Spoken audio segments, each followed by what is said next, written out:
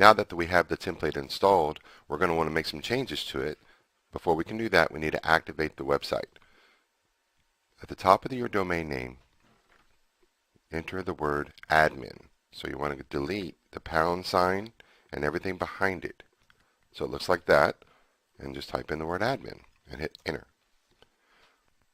Okay, now we have control panel set up. Let's go to the next step.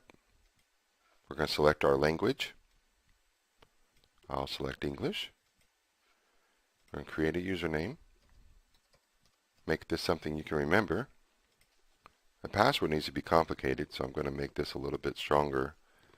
We don't want anybody else just guessing our passwords. Now the email address, that's where I want the password sent in case I forget it.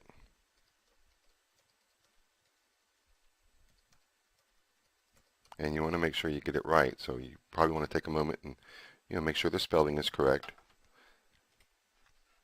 Your website title.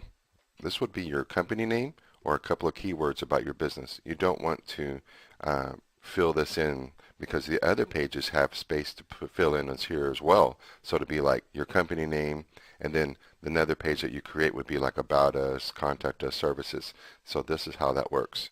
I'm just going to put I, Scott Parker. And I also know to leave a little space because the rest of the words are going to continue from the other pages.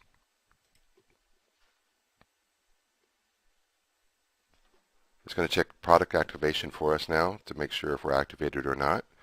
And it's also checking server settings and make sure you're matching the requirements. Here's our IP address, the domain name, and our product ID. Let's go ahead and activate this template. When you purchase the template, you were sent an email. We're going to need to get the login information. Welcome to Flash CMS. Here's my username.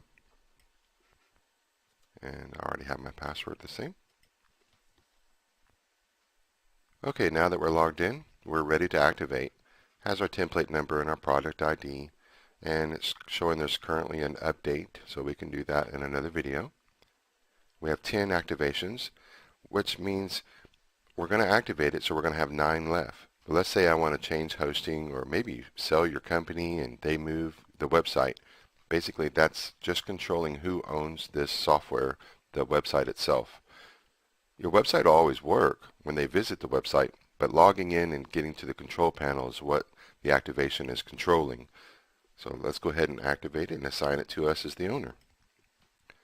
It needs some information, and we got to get this in there because it's going to verify that the template's installed at this domain name and the IP address.